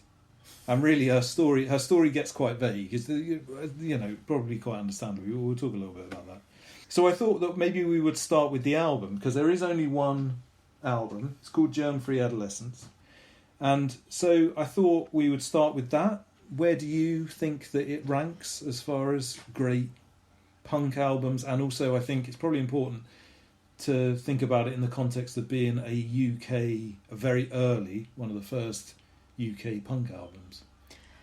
I only heard it relatively recently in my life. I knew of O Bondage Up Yours, now listening to the album, I realise I had heard some of those songs before, because I think they're these classic songs that influence so many other things. So you can hear elements of her and their songwriting in tons of other stuff. So when I heard Germ-Free Adolescence, I realised A, I'd heard some of these songs before, and B, I've heard songs that really reference them. I think they were absolutely so different to everything else around that time. And we were talking earlier about how we found out about music and punk from the late 70s. And generally, for me and for Dave, we were saying that we had these punk compilations that were often crappily made and had the same, it depended on what was on those compilations you heard as a kid as to what you grew up thinking UK punk probably had in it. Or punk generally. Yeah. And so I had a compilation that had some Sex Pistols on it. Probably didn't actually have any Clash on it. It was very much late 70s stuff, earing into what came later. So there's Buzzcocks and there's Sex Pistols, and then after that it kind of becomes a bit what people would call post-punk or new wave, especially the English versions of that, which kind of went very quickly into things like Squeeze, which is really bad. So well, no, but yours did have Squeeze. But mine went that way, and Tudor Pole, yeah, 10-pole Tudor, and all that kind of stuff. So my kind of introduction into punk very quickly goes into like beyond punk and goes into Adamant. So there's a whole little world that kind of gets skipped by in my history of UK punk music, and I must say that Ray Spex fell into that until listening to music again, watching some of the documentaries from the past more recently, and just hearing that album, I was just like, I wish that you shouldn't really regret anything that you did or didn't experience, but I really wish that I'd heard Ray Spex when I was younger and heard her voice, heard Poly Styrene screaming what she was screaming. Because also, she has this really urgent, amazing voice, but when you watch her perform, it's just effortlessly coming out of her. And watching the documentary that has just come out, just hearing about her writing style and her just writing poetry that she was just thinking of at the time. That her poetry's amazing. We'll get to that, and you could more probably of a thing about the film. Yeah, but like all of what she was singing about was so simple and so effective, and it was just so interesting to hear. And again, in the documentary, she talks about how it wasn't specific to any one group of people. It was actually just a general feeling. And I don't know, there's something about that kind of being able to speak to so many different people with very few words. And not just speak, but like absolutely yell those words out. And sing them. Actually, that's the other thing. She's got a great she was voice. singing, which at the time people were just like, it's punk, you can do what you want, and that means you don't have to sing. Whereas she was still able to sing in a way that was really amazing and different. I think her voice definitely does have a little bit of Johnny Rotten in it, which I don't know if I'm not sure if anybody else would agree with that, to be honest, because I do appreciate it's a bit snarly, but there is something about it that I feel like had out of any punk singer that I can think of, she is probably the person that's closest to doing what he was doing in comparison. Because I think one of the interesting things about UK punk then, and probably all punk really, at that time, was that it all sounded so different. But in so many ways, going back to that thing you were talking about the compilations that we found out about punk about, the one that I had some really weird shit on it. And so my understanding of what punk was really messed up because the album that I got, it had like the Dead Kennedys on it, which obviously didn't really fit in with the fact that it also had the Exploited and the Damned on it, but it also had some really weird post-punk stuff on it as well. So like my understanding of what punk was just this really weird hodgepodge. But of course I'm a teenager and I get the thing, and so I just presume that all of those bands are just the same. That is what it is. And Ray Spex were not on that. And one of the things that I'd say about and you can obviously say this about every single music scene ever, but I think early UK punk had so few female voices in it, and had zero people of colour in it. As far as on the stage was concerned, anyway. And I mean, it's an obvious thing to say, really, but Poly Styrene was just this incredibly different human being mixed up in what was. Whilst we look at, you talk about punk, particularly from that time, and the narrative of punk is always that, in the 70s we were listening to all of these like white hillbilly bands like the Eagles and all of this prog metal bands, which was all university people, and then we came out and we were really different. But actually, fundamentally, in London anyway, and in the UK, the punk scene wasn't really any different. It was a bunch of blokes, most of whom were just like fucking idiots, really. Yeah. And they did make some really special music, and some of them weren't idiots, some of them were amazing people. Yeah. But I think if you compare, because I mean the three main scenes obviously from that time that everyone talks about is New York, London, and Los Angeles. And in New York there were some female voices, more. There still were, still nowhere near like equal in any way, but there was more female voices. In LA, it was really the early punk scene in LA was a real mixture of people of different races and people of different genders. But in London, no, it just wasn't, and that is what it is. It was a different time, and I'm not really taking anything away necessarily from the other bands that were involved, because like I say, some of them did some really special things, but in comparison to that, Ray Spex just stand out. Yeah. From a modern eye, particularly looking at looking back from 2021, at 1977, Poly Styrene is probably the only person involved, and maybe Susie, and to some extent, I mean that's it. That's it. Well, maybe Joe Strummer. Maybe you can see that there's people that in 2020, or even in the last 10 years, something people could look back on and say, yeah, that person was a. But you don't look back on Captain Sensible and think, oh, what an interesting human being. You just see a fucking man with his trousers around his ankles being a knob. And you don't think of that. And, some of them have ruined themselves. John Lydon sold Tory butter. Otherwise, potentially as difficult a human being as he is, I think that he was a more interesting person until he decided that he liked Brexit. He wasn't, There was a bit in the documentary that made me think, geez, she had so much to deal with the London scene at that time. Because like you say, it was slightly more all-inclusive in some of the other scenes. Like CBGB's had bands that had, quite... Females were represented a bit, Debbie Harry's there. You've got Thingamy from Talking Heads are there. Patti Smith. Patti Smith is leading it. You had some really strong female and then in LA you've got Thingamy from Yeah. And right. the germs, but you And also the germs, had yeah. in LA. You had loads of people that maybe weren't in bands or ended up in bands, but they weren't like the Go-Go's and stuff. They were all really involved in the scene. And if you ever, there was pictures of a bunch of people at a gig in LA is a whole mixture of humanity. And so one thing that was picked up on the documentary is there's some people that would now, and probably then, have considered themselves pretty right on. I'm talking about Don Letts here. Bless him, I know he's from around, does things from around this way. But he has always, in his documentaries, storytelling, and he's always put himself across as pretty right on. And there's a bit in this documentary where he describes a scene that I don't think actually, he was a bit apologetic for it, but I don't think any of them are as apologetic as they probably should have been, where they're all sitting around Johnny Rotten's house, and Poly Styrene's there, but is getting talked over and is pretty much not part of the conversation at all. She's locked in a cupboard for a while by Sid Vicious at one point. For a laugh. So she's already essentially being bullied by lads, and Don Lutz is like, we're all a bit of lads then, and you can all of a sudden just hear things are getting excused, and you can tell that everyone would excuse anything. And to be honest, she probably didn't really know what else to be doing at that time. It must have been so hard. But they describe a scene where she goes to the toilet and she's gone for about half an hour and no one even really gives a shit until she reappears and she's cut all her hair off. And it's a really powerful thing that she's done in the end. But they laugh at her. And Don Letts is quite open about how everyone laughed at her when she came out the toilet. Was just like, God, she's gone mad. She's mad again. She's just done she was so disrespected.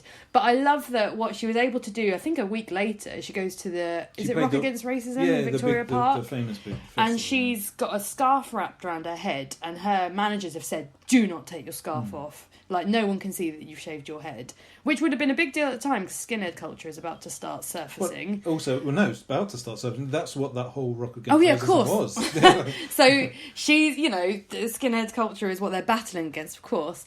And she's like, no, I won't take it off. And then she's flirtatiously starting to unwrap her scarf, and she shows her head, and it is big news. Like, women were meant to be pretty, and even in punk, still wearing makeup, still looking quite pretty, even if it was outrageous. And there she is, chubby, with braces, shaved head, unapologetic, and she is completely, as far as I'm concerned, completely taken that power back. And all those stupid boys in that room, who laughed at her and locked her in cupboards, and all these people that told her not to do all these things, I just think that it was just so incredibly amazing. And I just wish that I knew any of this long time ago, because what a legend. I think that whole aspect of her sort of look, and just her being a person of colour, full stop, like outside of punk, was almost more important in a mainstream context as well, because of course at this point they're one of the most popular bands in the country. If not, I think, they're big around the world too.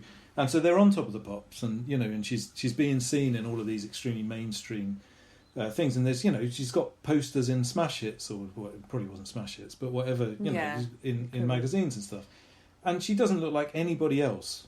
Not even even ignoring punk, she's and not only is she a person of colour, not only is she got braces, not only is she not she's just a sort of natural person, she's also wearing bin bags, or she's wearing these amazing fashions which she made herself. Totaled like DIY culture, like we said, like prior to being in Ray Spex, she made clothes and sold them on the King's Road, and the stuff she was making was fucking amazing, crazy stuff that, I don't know, she was just an amazingly inspiring human being that did so much in such a short period of time, for not just for music. The music was great and that was important, but she herself, I think, revolutionised, didn't, but should have. I'm sure once she'd gone, she was forgotten about by the mainstream world, and everything went back to normal. But in a lot of ways, she really just skewered everything. And, I think she must have been such an influence on other women at that time, specifically, who would have just been like, it's a boys' club. Because it's a boys' club up until then, and the women are there. For example, there's a documentary we watched where Chrissie Hynde is in all these different bands, but she's not actually in a band until she makes her own band.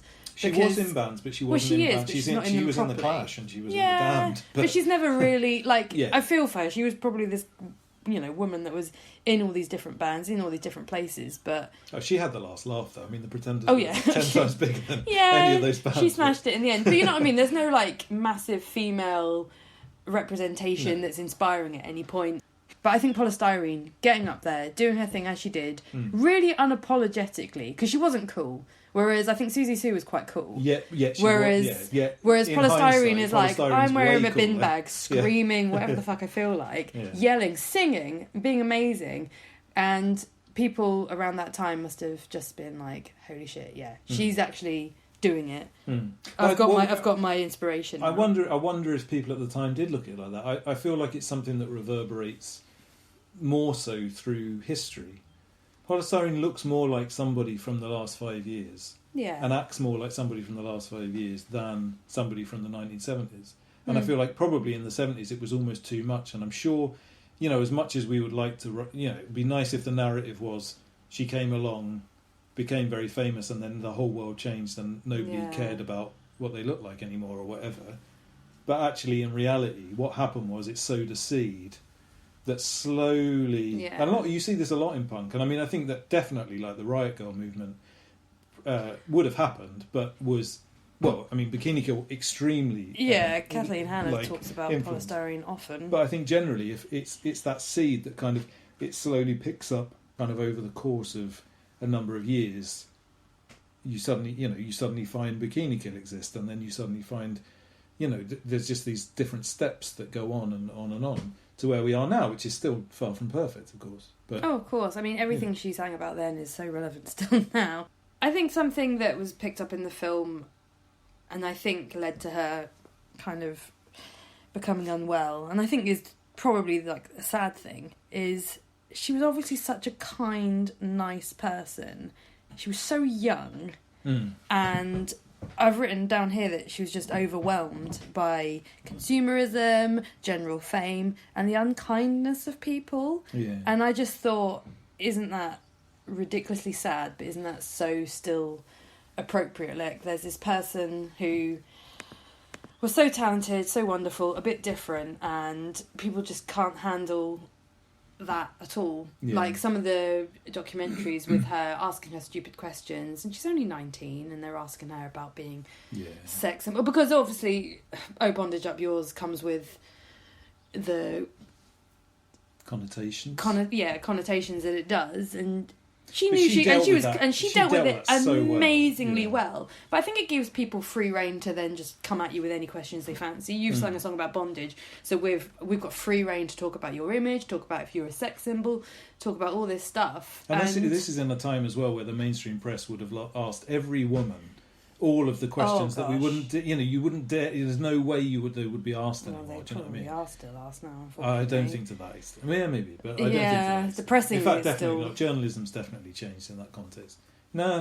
Well, I've watched a lot of footage of people like Rihanna and Taylor Swift having to get rid of shitty questions they still get asked that men don't get asked. But I know. Oh, sorry. Don't get me wrong. I didn't mean that. About being like sexual whatevers. Yeah. Right. But it is just shit that she was so young, so nice, so potentially naive, managed it intellectually and really well, but just like, it's so sad to see how quickly someone who's potentially that vulnerable became. Well, that probably moves on to the later part of her story. So, I mean, like we say, we watched the Poly Styrene I Am a Cliche movie, which deals with a lot of this. The film's made by her daughter, Celeste Bell, and it does. I would say it kind of spends about half the film talking about more or less the sort of stuff that we've been talking about, i.e., dealing with the career that she had, and then after that, it kind of moves on to the late part of her life, and it's quite a sad story, really. I mean, so the long and short of it is, Poly Styrene, shortly after that thing that Dave talked about earlier, where she saw a pink thing in the sky and it was a UFO, and she thought she'd been kind of interacted with. She was sectioned and diagnosed with schizophrenia, which was a misdiagnosis at the time, and later in the 90s she's diagnosed with bipolar. And it then begins this kind of in and out of hospital scenario that she has, some of which she's still in the band. They don't really... Generally speaking, the film just says she was in and out of hospital.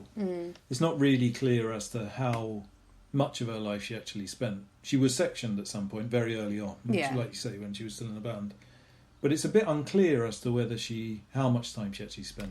There's a point at which her daughter says that the first time she saw herself on TV was when she was in hospital, which made me think it must have been only about a year. It couldn't have been far in because they were on Top of the Pops quite early. So, yeah, I mean, it's not clear, but it sounds like she was sectioned and out of hospital and sectioned and out of hospital in the same time that she's in the band and playing. So it must have been really difficult. And then it's just her kind of story from there is, it just feels like it's really straining. The world in the pop industry has been pretty brutal on her. The band ends, she tries this solo stuff, doesn't really particularly go well. She has a child when I think she must have only been about 23 by the time, 24 I think we worked out, when she has her daughter. And she's not particularly well at this time either. And that's what her daughter spends quite a lot of the documentary talking about, how it was growing up with a mum who had this life as a punk before her being born, and then being a young child around a mother who's still suffering a bipolar disorder that's not potentially very well controlled. And is also still getting recognised in the street by people who think she's polystyrene still. Exactly. Which I suppose must have been a very difficult thing. But also hasn't got the money because they're not earning any money at this point from Ray Spex at all. So poor mother's not very well. So it does quite a lot of the documentary focuses on this it's quite a sad overtone at this point, because it would have been quite a difficult life for them both. She was obviously quite lost. Yeah.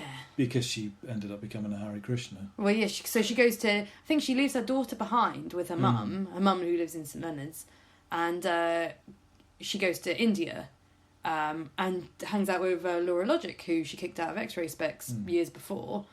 Or do they hang out there, or is it in Hertfordshire when she comes home? I think it might be both. I think it might be both. Yeah. So she goes to India for, I think... It's not really sure how long. It can't have been This bit of the film, I have to say...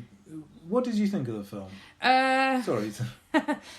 I didn't think these stuff... I only asked because this stuff wasn't told very well. I think the problem with the film, and this is probably not going to be a very nice thing to say, and I think it's because we look for disorders in people the whole time as mental health nurses, but I think the story of the film ended up giving a good reflection of it must have been difficult and how much strain polystyrene felt in her life. I thought that was given quite well. But I think on the flip side, it was half a story about how hard it was to be the daughter of polystyrene, and not necessarily all about polystyrene all the time, which made the storytelling a bit difficult, because there was times when something was going on in polystyrene's life, but it was told via... I was stuck with Nan, and it didn't really necessarily tell you what polystyrene was up to. It was really hard when Mum wasn't here, which is fine, but that's not necessarily what I thought the documentary was going to be about. I think despite that, though, it didn't really tell that side of the story very well either. Like, there's an interesting film to be made about I'm the daughter of someone who was famous and then suffered from bipolar disorder all of her life, and it made our lives very difficult. There's definitely a extremely worthwhile and interesting documentary to be made about that, but they didn't make that documentary. They kind of it was almost like they pretended to make that documentary. They didn't really talk about actually her mental health. They didn't really talk about they refer a lot to these difficult behaviours. They refer to things like, she says that the social workers came around and she had to climb out the window, which, by the way, would have been kidnapped. Yeah. So there's no, that definitely didn't. I don't know if that's sort of some sort of, I suppose different people's memories work strangely, but I can assure you that in what would have probably been in the 90s, social workers didn't come around and knock on your bedroom window and steal your window, steal you away from your mother. Yeah. That's unquestionable. But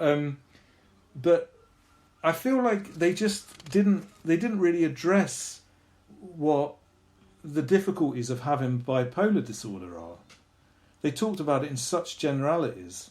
We talk a lot about mental health, as we should, in the in the modern world, if you like, but we don't talk very much about people that are acutely mentally ill. Yeah. We talk about depression, we talk about anxiety. Again, we definitely should. These are all really good things, and not I'm not bad mouthing those those or the discussion about them very much.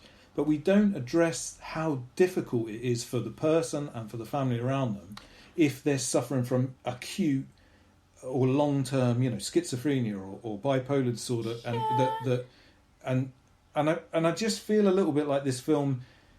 It kind of didn't quite tell her story. It didn't say, okay, Poly Styrene did some amazing things for like 3 or 4 years of her life, so let's concentrate on that and let's tell a really good story about all the amazing things she did. It didn't really tell that story. It kind of did, but it didn't really go into it enough, because then it spent half the film talking about another 2 things that both of which could have made a really interesting film. It talked about the fact that she had a bipolar disorder and the fact that she joined a Hare Krishna temple. Both of those things in of themselves could have been an 1.5 hours long documentary, which would have been extremely interesting and probably quite worthwhile in a way. But I feel like they just kind of... I didn't like I thought the film felt like a vanity project for the daughter, I'll be honest. Well, and I think that I can understand why, and I think that they probably made a decision to do that, but there was a lot of really strange filmatic decisions. We talked about this before. There was a lot of bits where so the talking heads, the people that are interviewed for it, they're not shown, that you just hear their voices. And this is a little bit of a selfish point, and it's a very practical one, but I find that really difficult because I'm not very good at concentrating, and so often I would hear someone's voice and I couldn't work out who it was. So they had people who had been in the band with her, but they had some amazing people. They had Kathleen Hanna, they had Pauline Black, they had all of these incredible people. And there were times in the film where these people were talking, and what they showed on the film was like the daughter shopping, or the daughter, and when they talked about her going to New York, the daughter went and stood in Times Square for 20 minutes, and they filmed her in sort of artistic ways. And I just thought, the film's not really about her, and it's more about... Surely it's more about like the people that the people that were in the band with her ex-husband, who's talking about all the problems that she had with her mental health and things. Wouldn't it have been a better film if we had seen these people? And for me, and again, it's a practical thing because I feel like I would connect with them more. It felt very I felt really cut off from those people because it was just someone's voice would pop up and say something about her. And I think that would have worked really well if the film was like, Poly Styrene is such an amazing human that we're just going to tell this incredible story about her. We're going to find loads of images of her, and we're not going to concentrate on the talking heads. We're not going to have all of these people talking. We'll have them talking, but we'll show her. That makes sense. Like that's like a celebration of this amazing person. It's weird to me that it ended up being a bit of a celebration of this daughter that no one really went to see the film for. yeah. I don't know if maybe that's a bit harsh. I don't really know, but it just felt, it lost me a bit, the film, and I couldn't work out why, and I've thought about it quite a lot, and I think it's a mixture of things, but I think it's because I was frustrated that they didn't really address how hard it must have been for her to live with bipolar disorder for 30 years, and also because I felt almost a little bit like she was removed from her own story. Almost, it was like, here's a story about Poly Styrene, but we're not really going to hear her voice. The diary entries, they use some diary entries, which I think are in the book that they released, and some poems and stuff.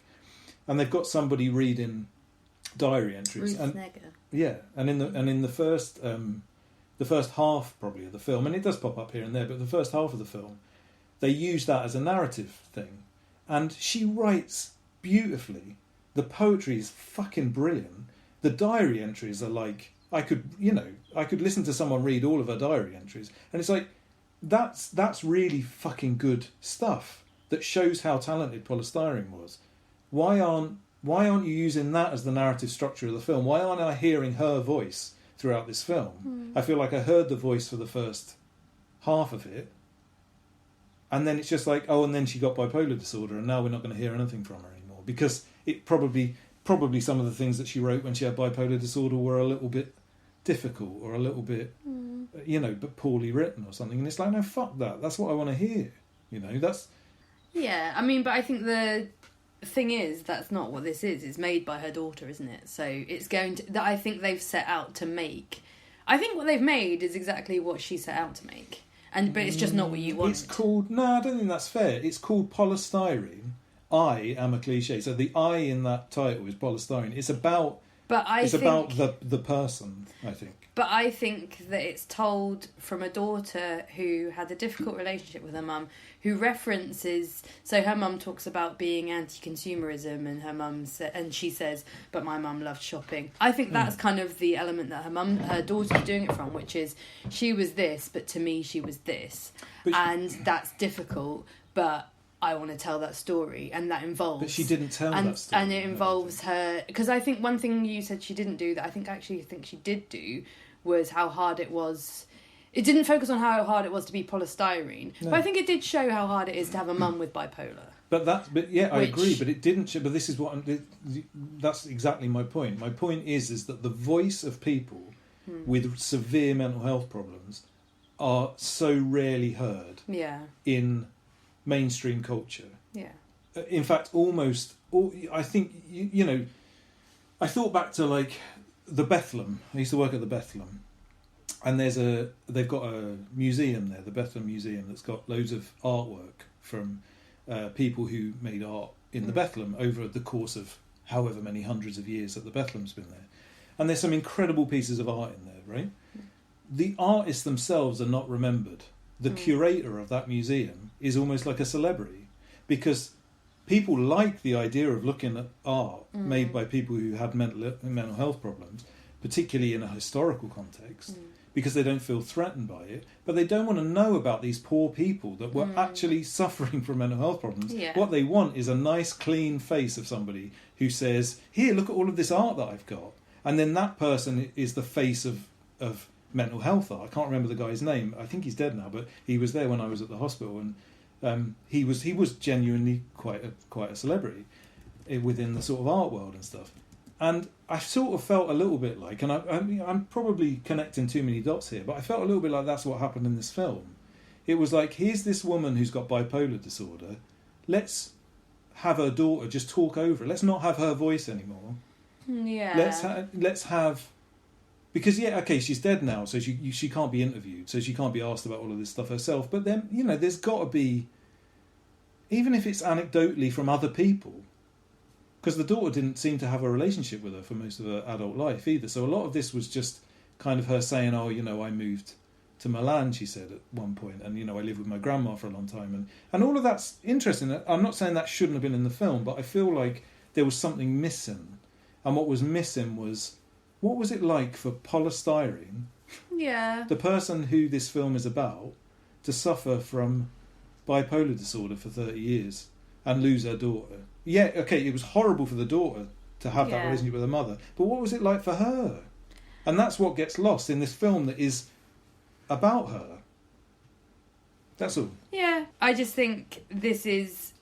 exactly the film that her daughter was always like. I'm not surprised. Once it started, I realised this was what the film was going to be. Yeah, and it's not pretending not to be that. I don't think. I think it's meant to be.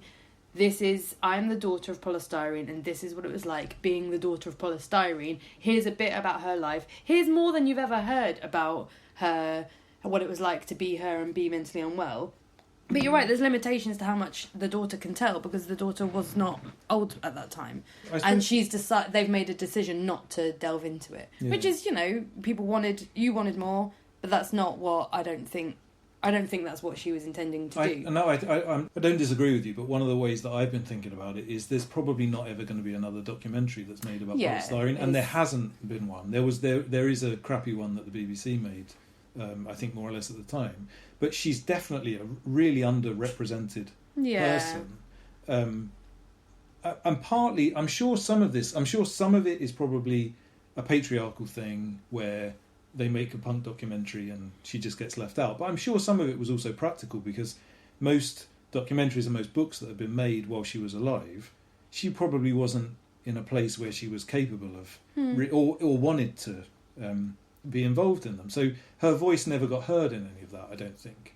And in a funny sort of way, that probably adds to her mystique. I mean, I think that there's something to be said about the fact that she only had those 3 years and then she sort of vanished from public life, because it meant that she didn't... Well, you know, the crappy album that she made, and the song that they played off her newest album, which in fairness, everything I've read, I haven't listened to it, but everything I've read about it says that it's really good. But I mean, Jesus Christ, that song that they played that was about MySpace didn't age well. No. Not just because it was about MySpace, but I thought it was good. I thought, unfortunately, the beginning set the tone a bit, and I think that's going to rub some people up the wrong way, which is her daughter. She's got an attitude that comes through from the beginning of, this is how hard my life was.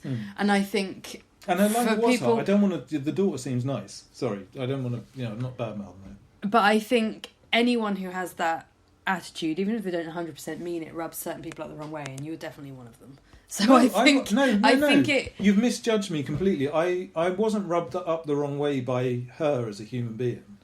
It's not about the fact that they made a film about how hard it was to be Poly Styrene's daughter. That's fine. I just think that Poly Styrene's voice got lost. Yeah. After the point where she became mentally ill. Yeah. And I find that very sad. Yeah. That's all. I will say, I actually really liked a lot of things about the film.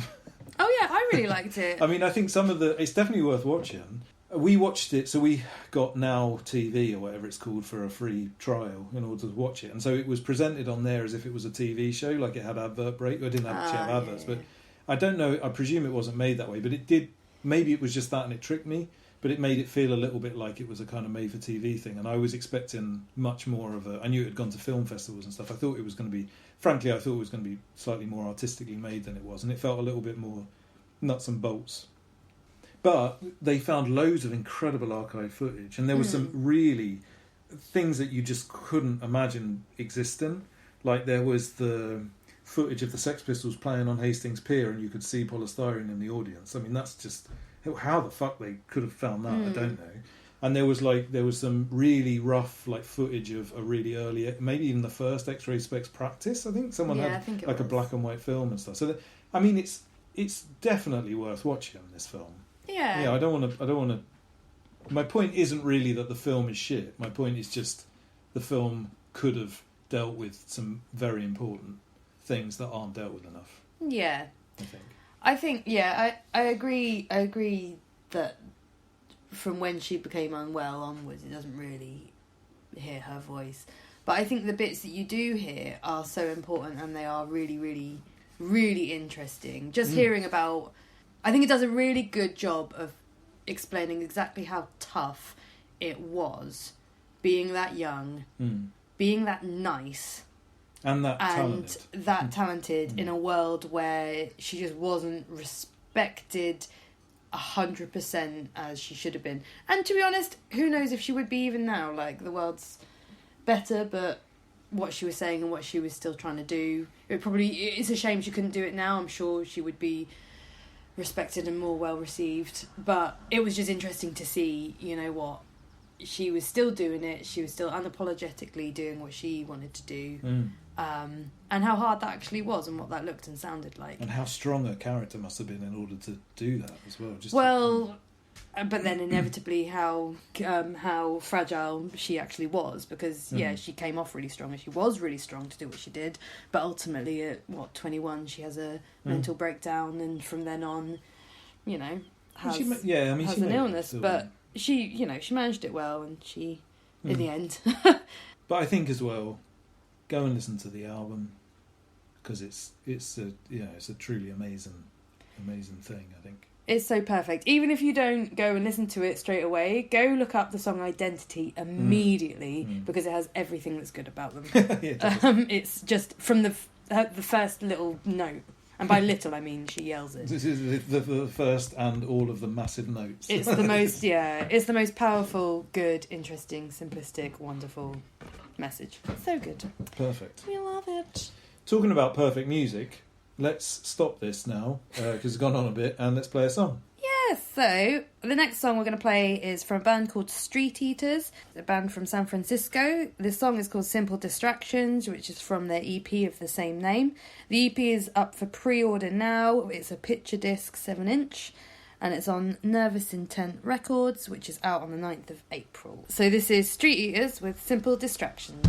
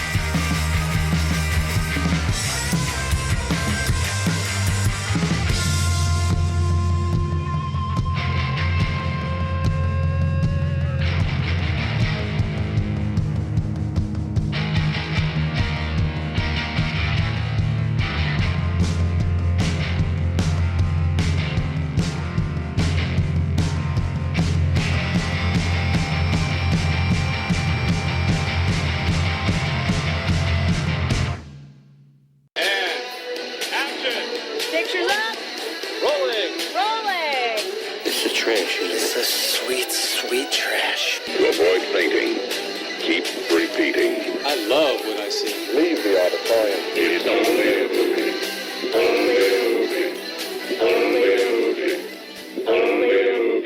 This week's trashy film for review is the film Psycho Goreman from 2020. Many moons ago, a nameless evil was imprisoned in a place far beyond reach. If he were ever to be released, it would spell certain doom for all existence. Is that fear I smell? Your planet will be torn to pieces, and I will treat your angry screams as I rip. Is this yours? Oh. Speak?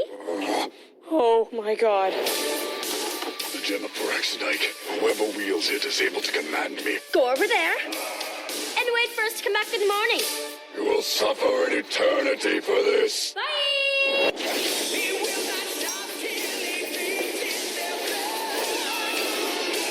The ultimate evil has awoken.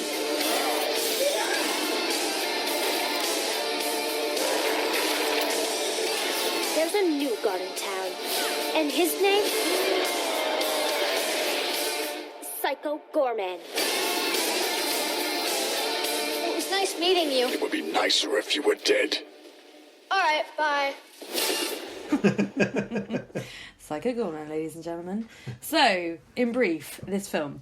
After unearthing a gem that controls an evil monster looking to destroy the universe, a young girl and her brother use it to make him do their bidding. It's a film, from 2020, directed and written by Steven Kostansky, and it's, well, Dave. Fucking great. It's fucking amazing. It's written as a comedy horror sci-fi, and that pretty much is exactly everything it touches on. I think before we saw this film, so we picked this one largely because it's actually new. Like it's literally just come out, and we want to try not to just continuously pick films from 1986 or 1987, which we were starting to do. And I heard about it, and someone described it as a little bit like the Power Rangers, but with loads of gore, and it was called Psycho Goreman. And I thought, oh yes, and then I found out it was Canadian, and I thought I'm going to enjoy the voices. It's really interesting that you said that, actually, because the kind of monster character looks exactly... I've really got Ivan Ooze feelings about him. If anyone's watched the Power Rangers movie from 96-ish, I guess, I don't know what it's called. The bad guy is called Ivan Ooze, and this guy pretty much looks like him. Is it like Ivan Ooze? Yeah. First and second name? Yeah. That's fucking great. Yeah. I need to watch the Power Rangers. I made you watch it and you hated it. I think I might fall asleep. But it's really good. Anyway, the bad guy in this kind of looks like him. So the basically what happens is they're digging up their grandmother's grave for some reason. Fuck knows why. I can't remember why. I think some of the things that happen in this film are like references to old movies. Oh, okay. And I think often when they reference an old movie, there's almost they don't bother giving you a reason why they're doing it. So that bit of the film is very much a reference to the film The Gate, which I don't know if you've seen. Yeah, we have watched that. I've seen that, yeah. And so that hole and that light coming out the hole is all, it looks exactly like The Gate. Oh, okay. And so I think that what they just, it's like... referenced it but didn't really directly They just thought, oh, well, if we're referencing The Gate, we don't have to worry about it. We don't have to acknowledge put it in the story. It'll just happen, and that's fine. So yeah, it's a brother and a sister digging a hole in their garden, see this pink shiny orb, take it, but little do they realise they've taken it from the belly of this evil monster that's been lying in the ground.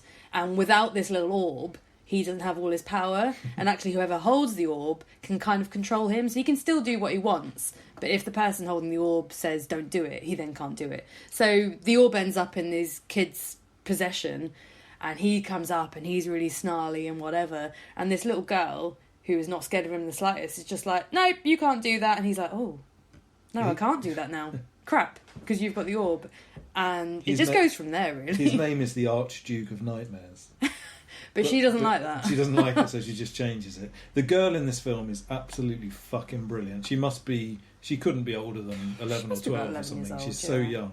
She's better than every Stranger Things child. by about 3 million times. She's so much better. She's just an excellent actress. I've written down here, little sister is cocky, intense, pretty awesome, tells the monster off, swishes about, she's sassy, and she smashes a crucifix. So she does. I think that might have been in that clip that we played. Maybe not, but she, towards the end, she just decides she doesn't. She sort of pretends she's going to pray. And she just decides I don't need God or something, and like smashes the thing. Smashes stuff up. They also you missed a very important thing that she does, which is sing a song called "Frig Off." Oh my god! We'll put a link to. So the good thing about having this YouTube channel where we can put a playlist is we can put loads of links to stuff, and there's just a breakdown in the middle where they're all in a band, and I think the words are "I'm a heckin' mess, frig all the rest," and it just goes on about that. It's really Psycho Goreman's playing the drums badly. She tells him off, and by this time he's turned one of their friends into a massive brain with glasses, and he's playing the synth. Yeah, but there's just the wonderful thing about it is it's really. I don't really know how to describe it, but the kids are really kids. Like there's not this intention for them to be mature and thrown into a world where they're terrified. They've got this fearlessness that only kids of that sort of age, like pre-teen, have, where, because this man's coming and he's like, I'm fucking scary, and she's like, nope, you're just boring, you sit here, we'll come and find you tomorrow, here's a TV to watch, right, now you need to do what I want you to do. And actually what's really cool is about those two is the girls, like, usually the younger sister is the scaredy cat, but she's like so fearless, and the brother is like a wimp. Actually, all of the gender roles in this are quite interesting. Let's not bother overthinking fucking Psycho Goreman too much, but the gender roles are all really interesting because the parents is the same as well. So I couldn't quite work out whether they were referenced in the 80s or the 90s. I think that this was kind of more like set in the 90s. It wasn't really set in any time, but if they were referencing anything, I feel like it was more of a 90s kind of pastiche. And when you think about it, thinking about films from the 80s and 90s, particularly horror films, the dad's always kind of like, the tough one, and the army dad or whatever who's threatening the kids and stuff. And in this, the dad is like, he's as pathetic as they to be honest, his character's is quite annoying. Cringe. Really, he's probably the worst part of it. But in a way, he does play quite an interesting role because he's like really soft. He's really lazy. He cooks the dinner. I mean, admittedly, he like. But really badly. But I feel like there's just all of they're definitely going for something there where they just sort of twisted everything around a little bit. And the main girl in this is just like one of the strongest female characters in any film, I feel like. She's just so freaking cool. Again, like, if you were a kid watching this, you'd be like, that girl is kick ass. Like, she is amazing. But the other good thing that I thought was in this was the effects, whilst they're shit, are not that shit. It's actually quite a good, well-made, beautiful thing. So there's some effects that I think are deliberately, like all of the blood and all of the, like, those bits are over the top because that's the point of them. But actually, it's quite a prettily made shot. It's a well-made thing, even if it's going for something quite tacky. I think there's a reason for that, in a way, which is quite unusual as well in probably for modern films, is that loads and loads of the effects in it they're not CGI. They're real things. They're real things. They're puppets and like, technical muppetry. Yeah, actual splooges and liquids. Yeah, and so actually when there is CGI, which there is occasionally, the CGI is shit. Yeah. But everything else is like a lot of the outfits, because there's so the planet where Psycho Goreman came Gigamax from... or Gigamax, what's it called? Or Giglax, something like that, yeah. Is they've got kind of like this group of... Well, they're called the Templar. Yeah, it's just a sort of a group of other monsters who you presume are from like different worlds or whatever. And they look like Gwar. Yeah, that's exactly it's that kind of look, and I wouldn't be surprised at all if they're one of them. I think there's definitely one monster that's kind of that they feed a person to. It's like just a chunk of thing that's just a big mouth. I think it's when they come to Earth and they try and beat him up. And well, it's what he does. He says, "I'll give you a warrior's death," and a warrior's death is that he eats them. Yeah, he does, and his mouth and his mouth unhinges, and he turns it. He basically is a bag that they put a person in.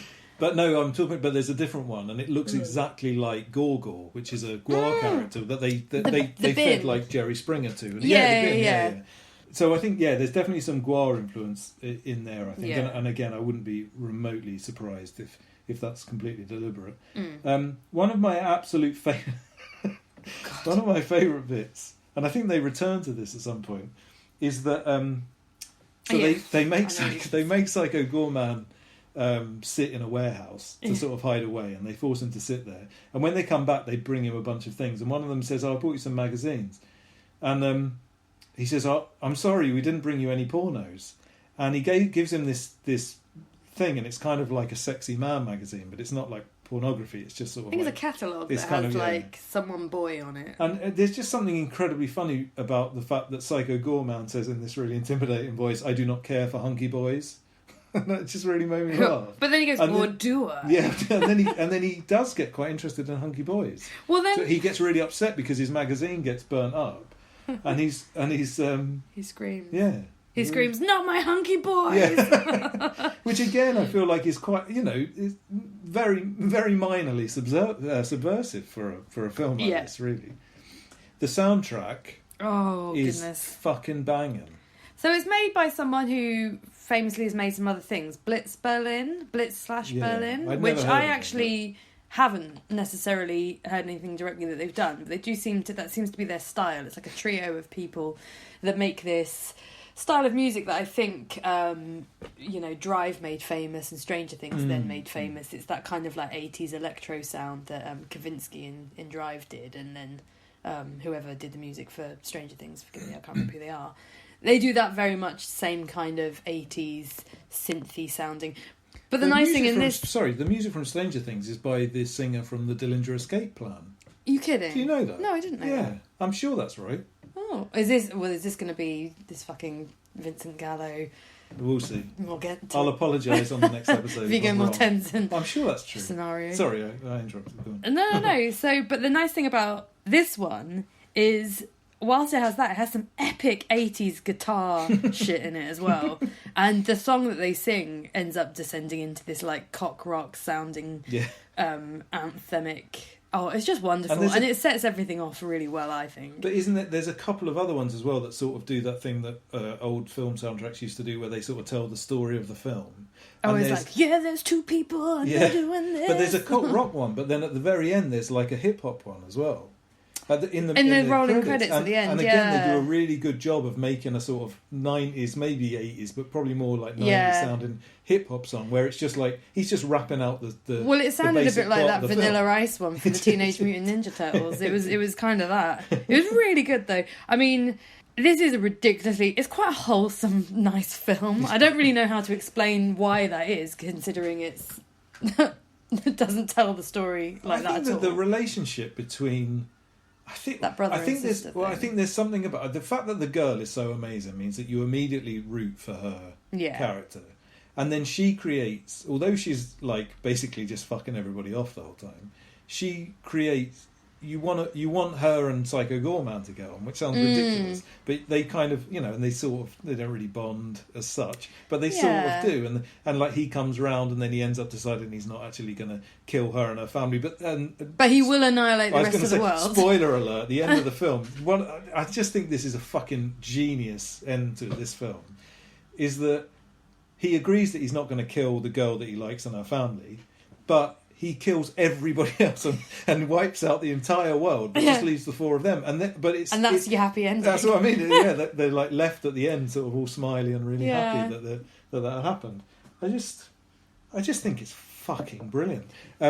It was made by. I didn't realise this when we watched it at all, but it's only when we were farting about earlier that I realised that the director of this is a part of a group of filmmakers who are called Astron 6, who are like Canadian filmmakers who've made a number of films that kind of, all of which sort of are pastiches of specific other types of films. And I've seen a few of them. There's one called Father's Day, which is kind of like a 70s exploitation film that I think Troma released. And that's really good. I really, really enjoyed that. And there's one that came out quite recently called The Void.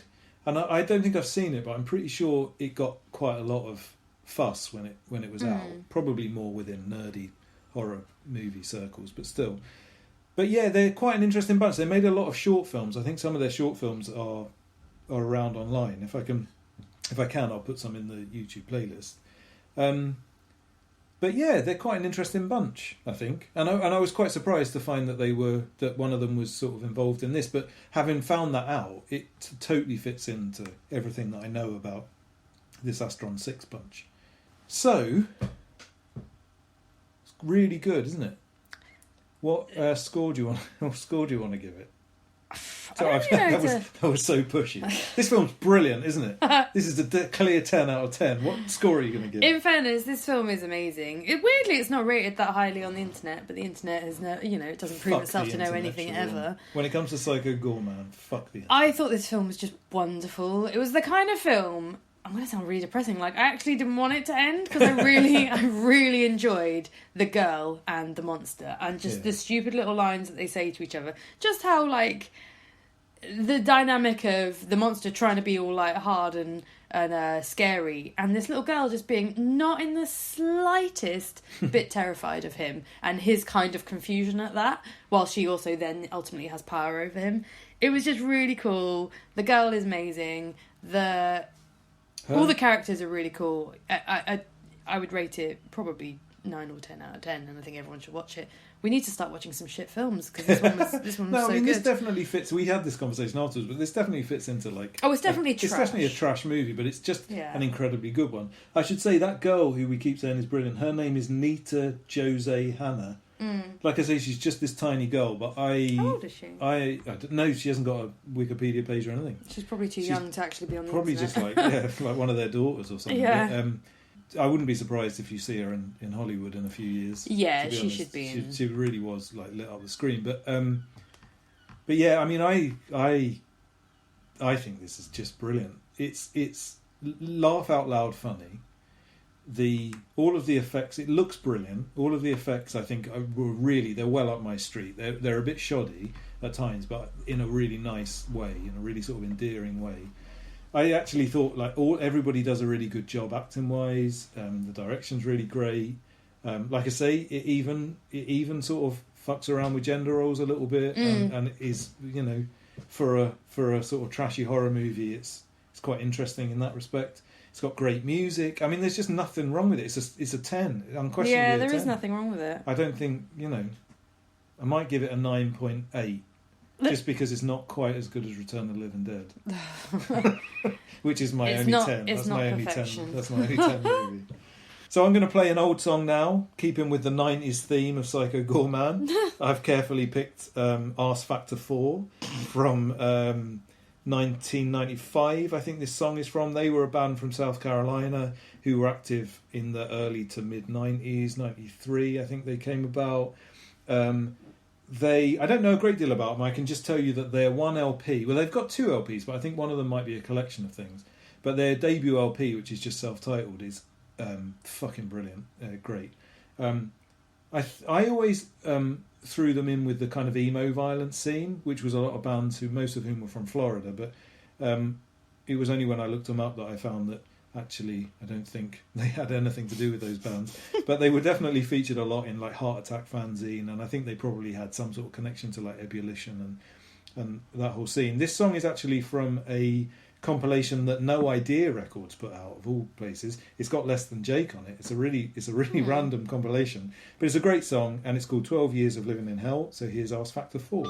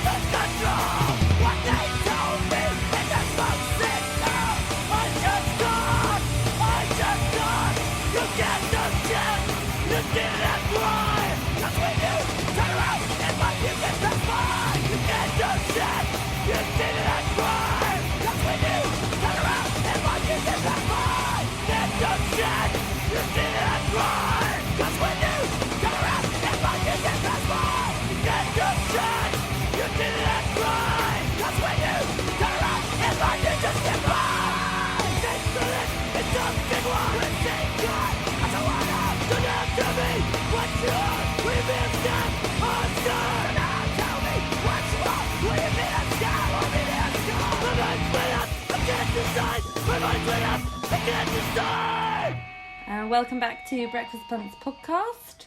We're going to round up episode 6 now, I think. A few last little messages. If you've got any feedback or anything you want us to know or include or just anything, feel free to contact us. You can do it through our Instagram page at Breakfast Punks podcast, or you can do it via Sham City Roasters or Deadbeat Donuts. Email address wise, shamcityroasters@gmail.com is the best way to get through to us properly. Follow us on our new YouTube channel. I think it's Breakfast Punks podcast. I mean, look, there won't be another, so No. look it up.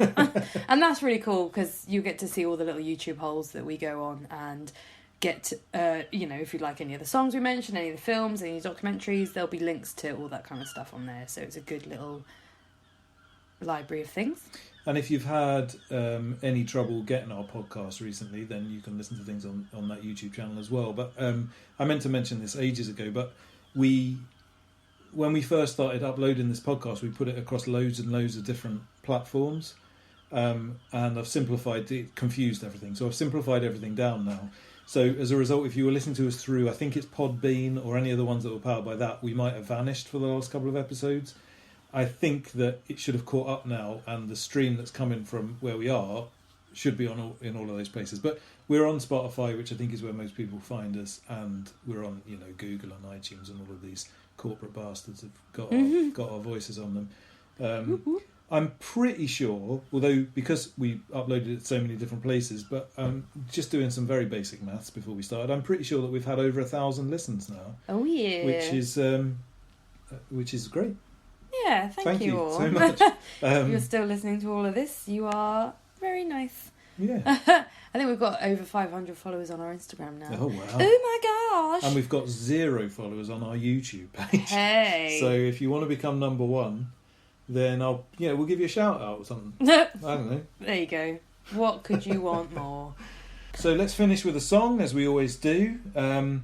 This last song is by a band called Bitterman. We mentioned them last week because they're playing the warm-up gig of What's It Called Fest, which in sold September. out very quickly. It did indeed, mostly because of the opening band, Comeback Clip. Probably nothing to do with that band. In fact, definitely not. Anyway. You're going to have to talk about it at some point. Yeah, well. So they'll be playing that gig anyway. They're from Portsmouth, really brilliant band, really unusual band around at the moment. I absolutely love them. They sound like a 90s metal band to me. I hope that's not an insult to them, but it really reminds me of John Bush era Anthrax, which hopefully that's a compliment and a half, I think. Mean something to someone. Yeah. The Sound of White Noise album and is it Stomp 422? Those albums are fucking great. But it also, and I think this is a slightly more obscure reference, but they really remind me of this band called Handsome, not Handsome, not the Three Little Brothers, not Mbop, but Handsome, who were members of hardcore bands that made one album in I don't know when, probably the late 90s, I guess.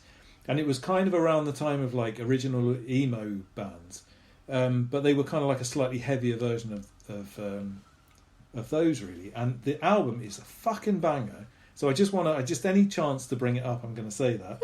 I have absolutely no idea if Bitterman know anything about any of those bands that I just said, but I think that they sound a bit like them. So I'm going to talk about them anyway. There you go. Anyway, brilliant band, really lovely people too. And this is from their new CD EP called Abysm.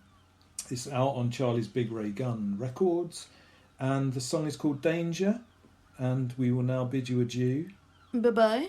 Have a lovely couple of weeks, and we will see you on the other side. Ciao, ciao. Bye. Bye. Well, won't you join me, darling, here at the end of the world? These last moments we have left, I'll share with you, my girl. Watch the sun burn out, that's a singularity. Why do sense of fault, this gravity putting me? There turns to dark, rolling face to black. Fuck the world away, it's never coming back. Oh, won't you join me, darling, here at the end of the world? These last moments we have left, I'll share with you, my girl. That's what everything now was, isn't trivial.